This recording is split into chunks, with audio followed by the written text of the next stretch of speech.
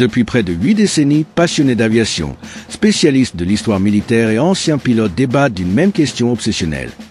Parmi tous les chasseurs équipés de moteurs à piston de la Seconde Guerre mondiale, lequel détenait réellement le titre de l'avion le plus rapide? Pour répondre à cette interrogation qui traverse les générations, nous nous appuyons ici uniquement sur des données certifiées, issues d'essais officiels, de mesures réalisées en vol horizontal, de rapports opérationnels et de tests effectués en temps de guerre. Ce que vous allez découvrir est une sélection de 8 chasseurs à hélice qui ont véritablement pris l'air et repoussé les limites de la technologie à piston. Aucun appareil mentionné ici n'est un prototype resté à l'état de promesse ou un dessin d'ingénieur jamais concrétisé. Tous ont été produits, livrés, assemblés dans des usines réelles, pilotés par de vrais équipages, et certains ont même affronté l'adversité dans les conditions les plus extrêmes. Leur vitesse extraordinaire résultait d'un mélange d'ingéniosité, d'urgence stratégique et d'une course permanente pour trouver l'avantage décisif dans l'un des épisodes les plus dramatiques de l'histoire humaine. Nous allons commencer par la 8e position pour remonter progressivement vers celui qui, en 1945, dominait les cieux de tous les chasseurs à moteur à piston. En 8e place figure le Focke-Wulf FW-189, un chasseur allemand capable d'atteindre environ 406 miles par heure. Ce modèle, surnommé la variante Launay, représentait une rupture majeure avec les versions à moteur radial qui avaient défié les Alliés dès 1941. Les ingénieurs remplacèrent le moteur rond d'origine par un propulseur en ligne Junker jumeau, donnant au fuselage un profil allongé tout en améliorant de manière spectaculaire les performances en altitude. La production débuta en août 1944 et plus de 700 exemplaires furent assemblés avant l'effondrement du Reich. Les pilotes allemands appréciaient sa capacité à grimper, à réagir vivement et à engager les adversaires à une hauteur où les versions précédentes perdaient de leur efficacité. Même lorsque la situation devenait désespérée, le D9 demeurait l'un des atouts les plus fiables de la Luftwaffe. En 7e position se trouve le Hawker Tempest Mark V, un chasseur britannique atteignant environ 435 miles par heure. Conçu comme une évolution plus épurée du Typhoon, il reçut une aile plus fine et un moteur napier sabre d'une puissance impressionnante, ce qui en fit l'un des meilleurs chasseurs à basse altitude de la Royal Air Force. Lorsqu'il entra en service au printemps 1944, il devint immédiatement l'arme la plus efficace de la RAF contre les bombes volantes V1. Grâce à sa vitesse phénoménale, les pilotes pouvaient non seulement rejoindre ces engins sans pilote en vol horizontal, mais aussi les neutraliser directement ou les déstabiliser en frôlant leur aile. En combat aérien, le Tempest prouvait être tout aussi redoutable. Son mélange de puissance, de maniabilité et de précision en faisait un adversaire craint par les pilotes allemands.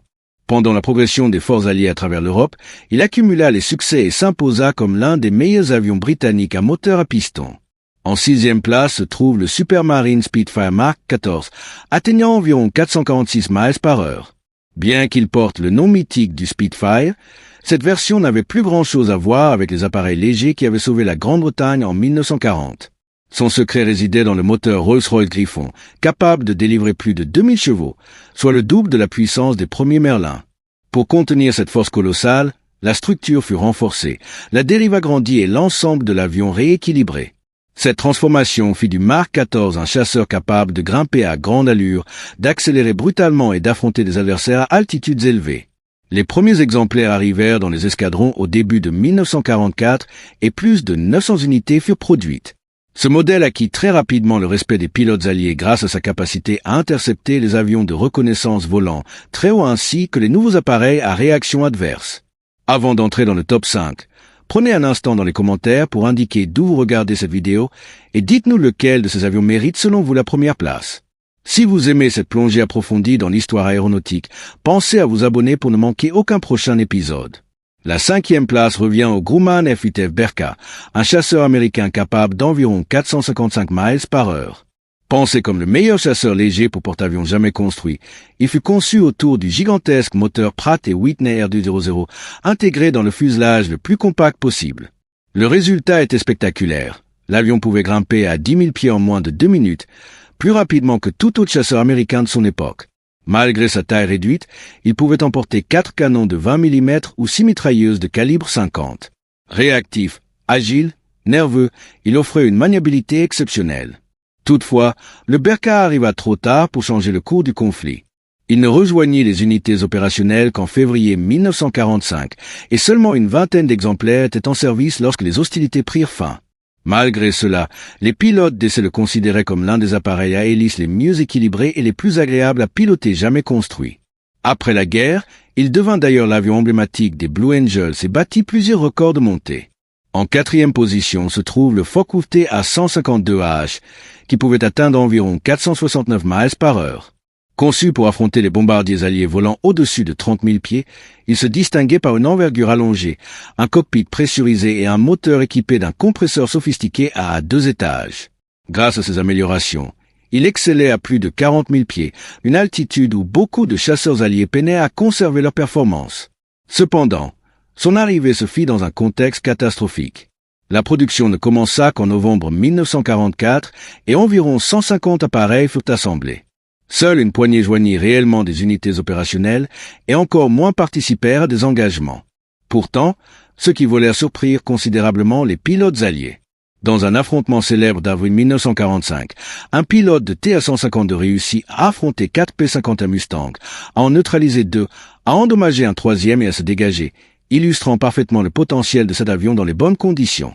Le TA-152 devint une icône de l'ingéniosité tardive de l'ingénierie allemande, arrivée bien trop tard pour avoir une influence réelle sur la guerre. Enfin, en 3e place, nous trouvons le Republic P-47M Thunderbolt, capable d'environ 472 miles par heure. Cette version spéciale du célèbre Jug fut créée dans un but précis, rattraper et neutraliser les appareils adverses les plus rapides, y compris les avions propulsés par réaction qui commençaient à apparaître dans le ciel européen vers la fin de la guerre. En 3e position, le P-47M avait repoussé la cellule massive du Thunderbolt à un niveau que personne n'imaginait possible pour un chasseur à hélice. Conçu pour opérer à très haute altitude, il offrait une accélération spectaculaire et une robustesse qui inspirait confiance aux pilotes. Un peu plus d'une centaine d'exemplaires rejoignirent finalement les rangs du célèbre 56 Fighter Group à la fin de l'année 1944. Même si son moteur exigeait une attention méticuleuse et causa plusieurs difficultés au début, une fois les ajustements faits, l'avion devint un prédateur exceptionnel.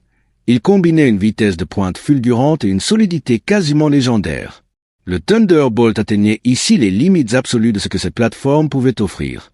La 2e place revient à l'un des avions les plus inattendus jamais produits par l'industrie allemande, le Dornier Do-335, surnommé la Flèche.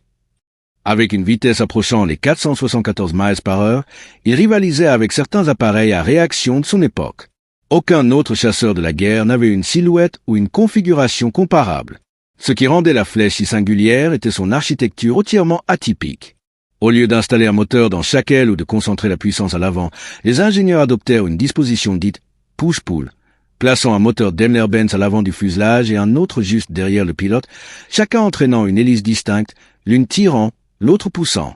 Cette combinaison réduisait grandement la traînée tout en fournissant une puissance doublée, une prouesse rarement vue dans un avion à hélice. Grâce à ce système, l'avion obtenait une vitesse en ligne droite qui surpassait presque tout ce qui volait encore avec un moteur à piston. Protégé, bien armé et étonnamment stable, il aurait pu devenir un adversaire redouté dans n'importe quel affrontement.